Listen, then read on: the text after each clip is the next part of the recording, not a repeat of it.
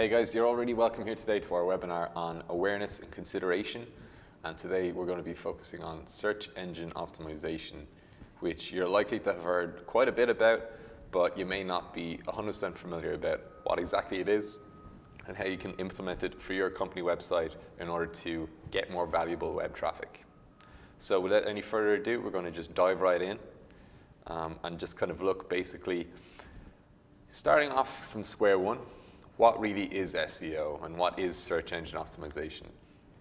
So it's funny because even though the term has kind of remained constant, what the actual discipline of search engine optimization is has evolved along with the evolution in how we are all searching for information, how we're all using the internet, and the various tactics and tools we have at our disposal.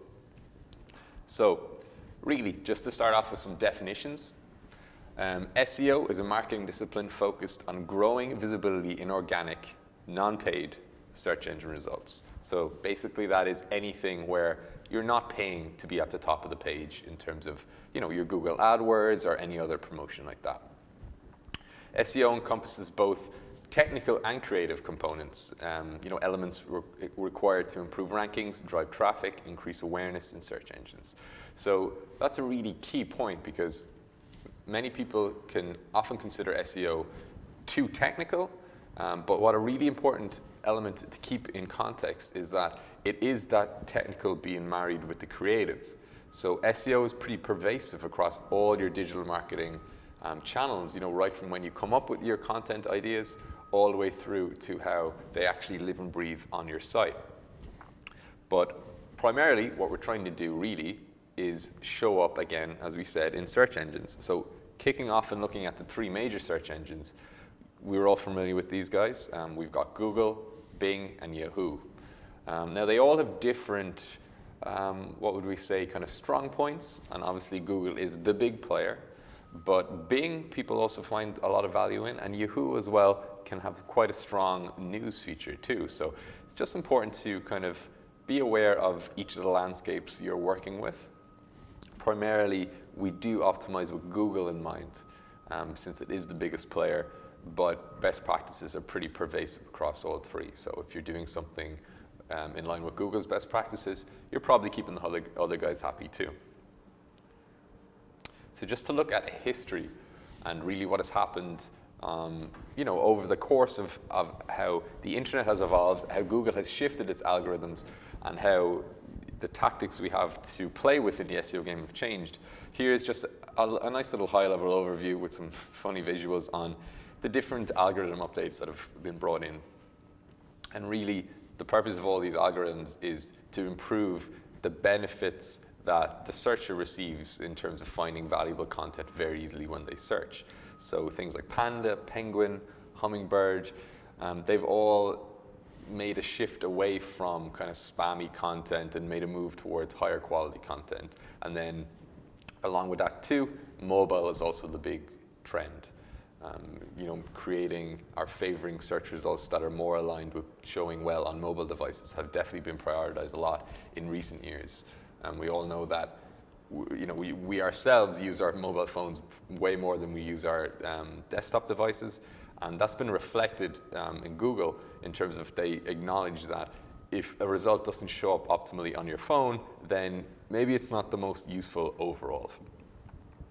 So with that in mind, let's just, again, try and get in the shoes of the searcher. And this is very easy to do because it's always a quick shifting of the lens away from what we do ourselves when we use, when we seek out information.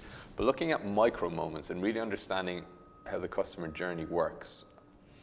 We can have an I want to know moment where you might be doing research on a topic. You could be looking for definitions. You could be looking for stats on something. And then from the content provider end, you just kind of really put yourself in the shoes of the searcher and preempt what kind of materials they'll be looking for when they're on a research journey. I want to go moments. This can be anything from holidays right the way through to looking for somewhere to go out for dinner on a Friday night. Again, there's different things you can use here. In this instance, optimizing your local business listing so you show up from a location point of view and your locality is super important. And then I want to do moments, and that can be more activity based. You could be having an overlap here with maybe a social channel that could give you kind of a real kind of visceral sense of this kind of quite experiential piece. And then I want to buy moment, which we're all familiar with too, where we will get more of e-commerce related results. So different modes searchers actually end up being in, but there's similar best practices for each, but little nuances that are important to keep in mind when you're shaping how you're dressing up your website's content for it. So next we're going to actually look at what factors affect SEO. And this is a question we get a lot here, whether it's Blue Line or at 7 Pillars when we're teaching. And people really want to know just, okay, we understand it as a concept, but what can we do to actually move the needle and set ourselves up for success with SEO? So on-page search ranking factors are those that are almost entirely within the publisher's own control. So that means really these on-page factors are the ones that we ourselves can directly affect. So content. When we talk about content, we don't just talk about the written word on your site. That can be anything from video to images, anything in the vein of blogs that will be written, the content on the pages themselves, and everything in between. So really what affects this is the quality, the research, how well researched is it? Quality, like how well are you writing about the topic at hand? How much research has been put into it? How many references are there? Is it really, a deep dive into what you're talking about? Words, in this instance, is the actual word count, because Google favors meatier content nowadays because they really see that as you being more of an expert on it. Freshness, again, in this instance, is how relevant is it? Are you including whatever you're giving a guide on? Is it related to this year, or is it maybe still back in 2014? How fresh is it? How recently have you uploaded it? And vertical, which would be how deep are you delving within a subject area? So in the instance of, let's take acupuncture as an example, which we'll probably be using for some of our examples later on. Are you just talking about acupuncture as a whole, or are you actually taking the time to create really valuable content, going down the funnel, talking about acupuncture for pain, acupuncture for weight loss, really just developing that out. And then answers, again, we all know when we type an answer into type a question into Google rather, we can often find the answer to it right at the top. So, a quick answer search result ranking is very, very effective because you can see yourself instantly show up as a really, really valuable resource by answering someone's question directly. Next, we move on to site architecture. So this is a little bit more of the technical aspect then. So crawlability, how well is your site set up to actually be crawled by Google? Is there any technical elements that are preventing Google from actually really going down through each of your pages, each of your content pieces, and really getting a clear picture of what's actually on your website? Mobile, how well is that experience translating onto mobile devices? Is it slowing down? Are things resizing incorrectly? Does it give a good user experience on mobile? Duplicate content. Is there anything that's actually been duplicated either unintentionally through lack of awareness or from a sense of not having your structure planned out well? Is there sections of pages that are being duplicated across the site which could have a negative impact on Google because it just confuses it and confuses their rank trackers on actually really which page is your true resource for this? Page speed, or site speed as a whole. The slower the site is, it's really not going to be favored as much. URLs, are your URL structures nice and clean? Is it very clear that you've .com acupuncture for weight loss, or is it maybe an auto-generated code from the actual blog page? It's important to keep these clean too. And HTTPS. So primarily brought in as an e-commerce kind of security factor. Now Google is really favoring any site that actually is HTTPS, regardless of whether it's accepting online transactions or not. And this is really because it's just a much more encrypted site with an SSL certificate that ensures that there's nothing nefarious going on it, and that it's got the proper encryption to keep browsers safe. And so then we move into HTML and the metadata, and this is at the back end of the page. And we'll go through an example later It's a lot easier and more accessible than people think through simple plugins like Yoast. But this is essentially, if you think of your blog entry as a Word document, and you have things formatted well, and you have things coded in a certain way, this is just making sure that even though visually you will have headers, and you have your titles, and you'll have your meta descriptions, that they're all being tagged in a way that Google can read them. So essentially, it's really just kind of making sure that everything is dressed up properly and everything is being read well. So next we move on to the off-page factors. And these are not as much in your control, but as we kind of always say to either our clients or our students, if you're playing the rules right from the on-page pieces, then these sort of come as a bonus, really. They're not directly on your site, but they are influenced by the things you do have on your site. So your trust can be your page authority, your domain authority, and ranking factors here are how old is it, how long has it actually been in existence, how many other domains are referring to it, a lot of engagement factors too. What's the traffic like, how many click-throughs has it got for a certain search. All these can really build up your trust and in turn boost your rankings further down the line. Links, link building is always referred to, but it's the quality that's really important here. So are high quality domains linking to you? The text, the anchor text, are people using keyword rich anchor text or just using your business name?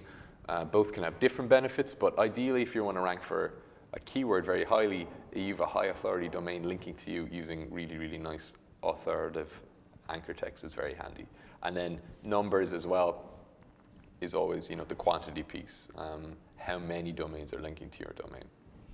So personal is also as well how the relevancy and ranking of your site can change relative to the searcher. So if you're based in a certain country or the person is in a different locality, these can really determine exactly what results are showing for that. So some of that might be out of control and it can work, I don't want to say against you, but in certain instances where you're a restaurant in the area in which a person is looking for that particular type of food right now, that's when you can be favored and show up. So not directly within your control, but as a matter of circumstance, it can work in your favor. And then social, domains or pages or anything like that is receiving a high amount of social activity. It's a little less clear exactly how much it impacts that, but we do know that it does have an impact. So next, we're going to just look at a little bit of a hands-on exercise in terms of research, in terms of keyword research. So taking our acupuncture example from earlier and using a tool like this, which is called Bright Edge. Now, there's several keyword research tools exactly like this that do a similar function. But we see here when we type in our keyword acupuncture at a high level, we get, including the keyword itself, but we also get some very nice suggestions in terms of what other keywords are related to it or what other keywords people are searching for. So what we're looking for here is we're looking for keywords with a high search volume. Again, under the vein of what we ourselves would be targeting to rank for. We're looking for a high search volume and a low competition, because that means that we know people are looking for this. It's getting, in this instance for acupuncture, 135,000 searches per month in Google USA, but a competition is low, which means not that people aren't trying to rank for it, but that relative to other keywords, say in this instance like acupuncture near me, it might be, the competition levels might be relatively lower. Again, keyword value is kind of an inbuilt metric here where they kind of try and determine due to factors such as click-through rates and amount of searches, what the value for actually ranking for that keyword is, and the higher the better. So they're making some assumptions here as to the actual financial impact that ranking higher for this keyword could have for your business or website. And then universal listing, this is showing us what type of results is this keyword showing up in. So a local 3-pack could be, when we actually search the keyword. For example, I'll just do a quick search here.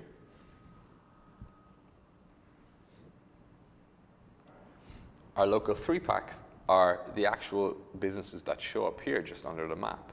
So again, with that local SEO hat on, which is becoming tremendously valuable in anything service related, it's showing us that this is the type of search result that is most often showed for that keyword, which is very valuable to know in terms of how you might go about ranking for that keyword or strategizing to rank for it. So in that instance, if it's showing up in a local 3-pack, very important to have your Google business listing in line, because that's exactly what's going to be showing up in that mini profile.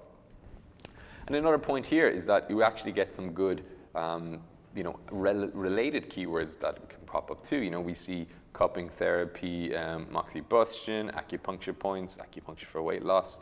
These are all type of things where from this journey of just even entering in one keyword, we can start to, we could start tracking a few keywords and adding them to groups that might be related to certain points of our business.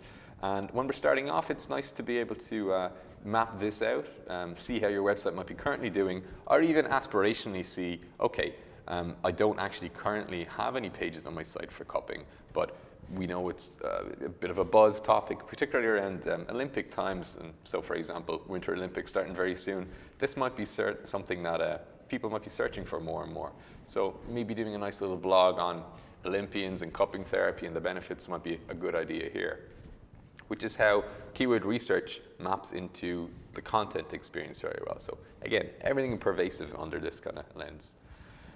So moving back just into our actual presentation. So when we look at keyword research then and move into, in that instance we talked about cupping, looking at how to actually structure the content from an SEO perspective is very, very important. Now, this visual here is from HubSpot. Tremendous, they put out a lot of great content in relation to things like search and how to get your rankings up. And this visual here shows how we have topic clusters. Instead of just creating content in isolation, we see here how these various different colors represent actual topic clusters. So in taking that cupping example, or even referring back to our acupuncture example from earlier and talking about how deep down the vertical we're going, taking that orange color there, for example, that could be our acupuncture topic cluster, and we could have a champion piece, a parent page, and then we could have our sub topics based under that. So we could have our service page on acupuncture, then our service pages on acupuncture for pain, acupuncture during pregnancy, acupuncture for weight loss. Then moving over to the cupping, we could have a service high level page on cupping, then move into dry cupping or cupping for pain, or say back pain or something like that. And basically we can actually arrange subtopics around parent topics, and it's a tremendously valuable way to do that, because you don't only capitalize on high performance for one keyword, you actually enable your content to be found for synonyms of all those keywords too, which Google is getting much more adept at showing rankings for too. So it's not just necessarily the keyword itself that you're pushing out, it can be now a lot of subjects around that, which is tremendously helpful. So ducking back again, earlier we talked about how the longer the content, the higher it ranks. And obviously this is more of a guide than just write your blogs as long as possible, but really long form content, I know we might think we're not prepared to read long pieces of content, but really when we do come across a well-researched and well-written piece, we are likely to read it. And similarly, this type of engagement or this type of content linked to Google reflects very well. This little guide here we have shows how we see that the longer the content piece, the higher it tends to rank, at least at an average level. And the guideline that we do give for, say, a blog page is anything over 300 words is really a minimum. That's where you have to set the bar. And then if it's set to be a cornerstone piece of content, it really needs to be 900 words up. So obviously those numbers can shift around, but at a base level, that's generally our recommendations to anyone who doesn't have a content machine behind them, who is maybe a small business owner commissioning blogs themselves or even writing blogs themselves. But 300 for your blog pieces and 900 for your service pages is just a nice little kind of takeaway we generally give to people. So moving from that then, and say in this instance, if you've recently published a blog, looking at your SEO titles and your H tags is tremendously important too. For this, we recognize a look like this is very similar to when we actually search for a piece of content. We see the blue text, which is our SEO title, and then we see the green, which is the URL, and then we see the piece below it, which is kind of the meta description, which is the piece that we'll take a little closer look now in our next slide. But just to look at this level, we see how we can actually shape these. They're not just automatically created as we write the blog. A version is, but we do need to optimize these. So we need to be cognizant of how we're writing these and how they'll translate for success in terms of visually for a researcher when they're actually searching, but also how they'll show up for ranking factors. So in the instance here, our target keyword is acupuncture therapy NYC. And we see we have it relatively close to the start of the title, which is tremendously important. Obviously, the most important factor is that it's in there, but positioning of where it is tremendously important too. And then going down below that, we see we have the H tags or header tags. And we've just a little bit of a look here on a tool from Moz, which is it kind of analyzes the page. We see that the bottom is actually where the title is on the page. And then above that is showing us where it's really been read as the H1, which is the primary header. So just to jump into actually a little bit of looking at that on a page itself, we can look here and see how this is a tool called Yoast, and this is a free plugin which is very well established as being, one of the most valuable SEO tools there are. There's pro versions and basic versions. Not a tremendous amount of difference between the two, except the pro version allows you to add multiple target keywords for your page, or focus keywords. But nonetheless, the process here after we create our blog is we enter in here our focus keyword, which is the keyword we want this blog to rank for.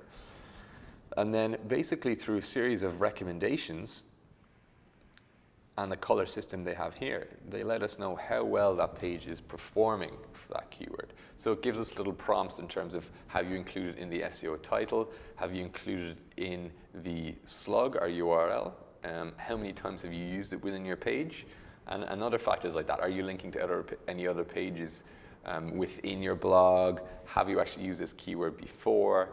So it's tremendously valuable just to give you a good barometer on how your page is actually doing. Because ideally, for a champion keyword or anything like that, we do want to focus on having one blog primarily focused on delivering value for that keyword under our topic cluster.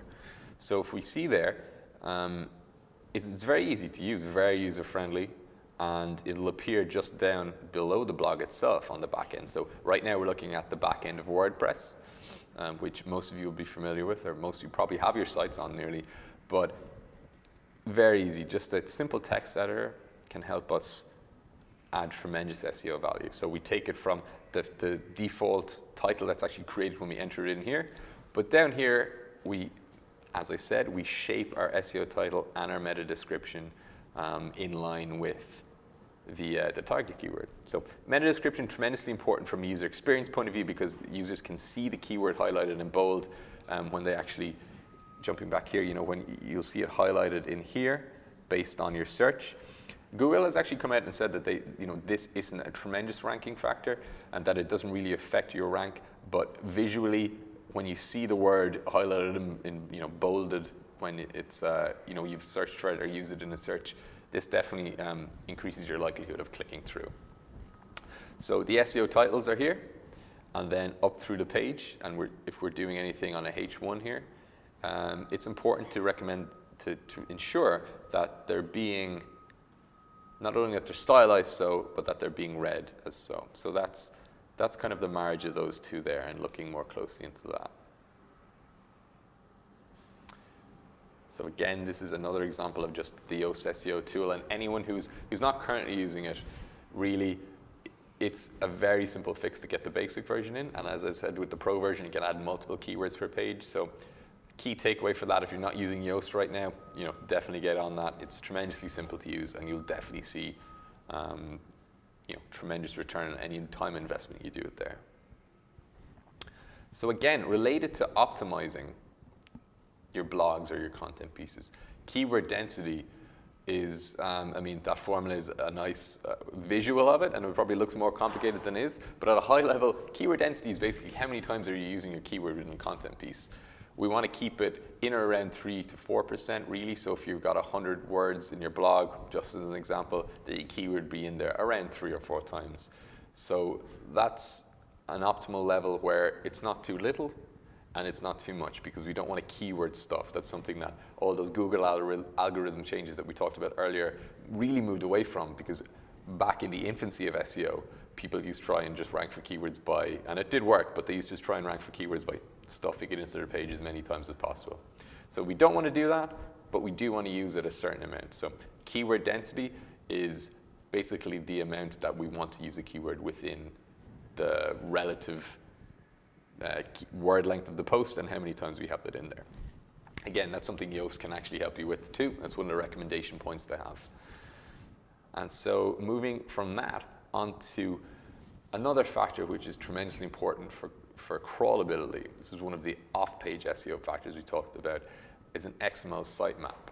So this isn't something visual you see, or it's not something you necessarily have to deal with yourself, but through Yoast you can generate one and submit that through Google Search Console, which essentially gives Google a nice blueprint of what they need to scan when they're crawling your website. What pages does your site actually contain?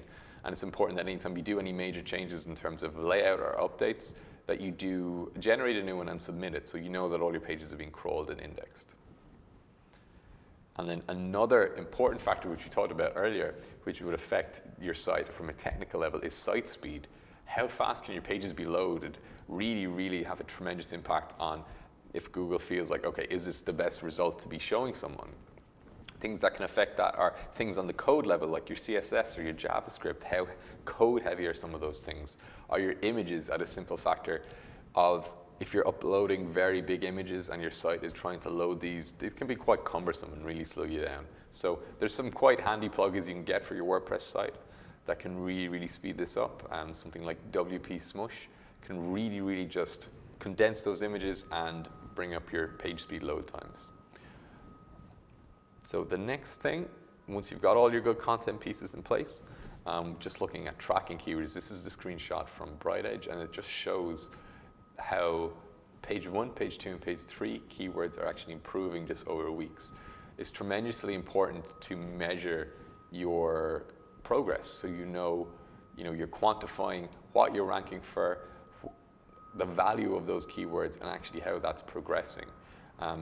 They say if you can't measure something, how can you really manage it? And this is tremendously important here, because if you're putting hours and work into improving your SEO ranking, you want to be able to see what effect this is having. So you want to see here, you want to see your rankings going up, or if you see rankings dipping, you might see where you need to jump in and re-optimize the page. And then you want to be checking on your Google Analytics end to make sure that, that these are actually having impact on your traffic, or maybe you should change your keyword strategy, because the keyword strategy that you're using now is focusing on keywords that you can rank for, but that no one's searching for, so it's kind of a fruitless endeavor. So it's important to hold these things in balance, and this is where the analytics piece is really, really huge. Measuring and seeing what that data is telling you is tremendously important. So something else we've been asked about a lot recently is voice search for SEO, because we all know that everyone is talking to their phones more, everyone is saying, hey Alexa, that's really, really, really quite ubiquitous now.